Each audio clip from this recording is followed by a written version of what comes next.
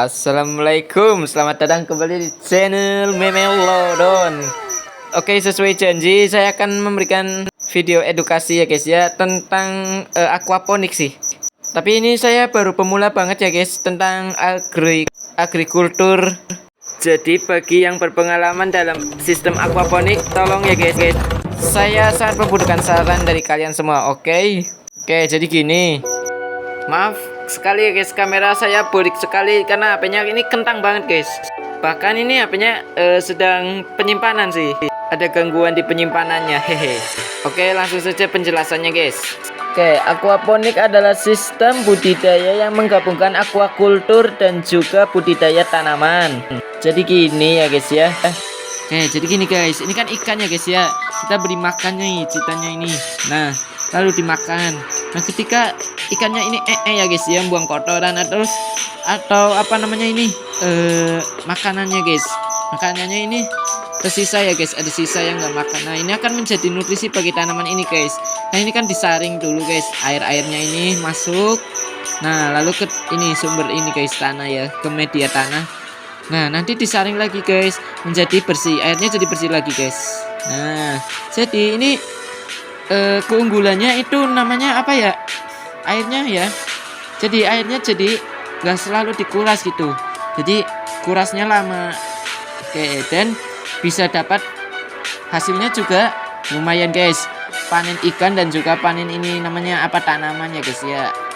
Ini oke, saya kecil-kecilan dulu sih guys karena masih belajar, anjay. Nah, karena aku nggak punya modal ya guys ya, ini saya ini cuma seperti ini doang guys ya, karena masih percobaan ya guys ya. Yang penting intinya sama guys. Ini tapi ini kerendam ya guys, tanahnya ini kerendam air. Jadi ya ini kekurangannya lebih banyak sih ya guys ya.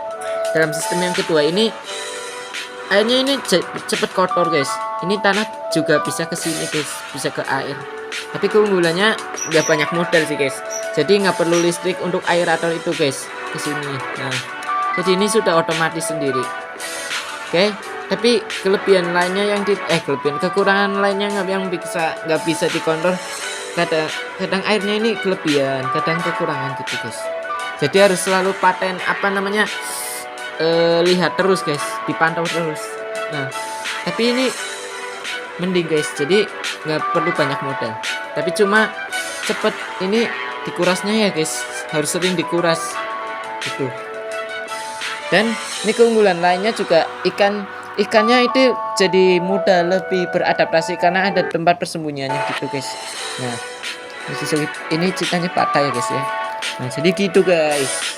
Nah, jadi langsung kita buat dulu ya guys ya, anjay. Sebenarnya sudah dari lama sih saya buat ini, hehe. Tapi ini sebagai pembelajaran juga ya guys ya. Jadi begini guys, seperti ini.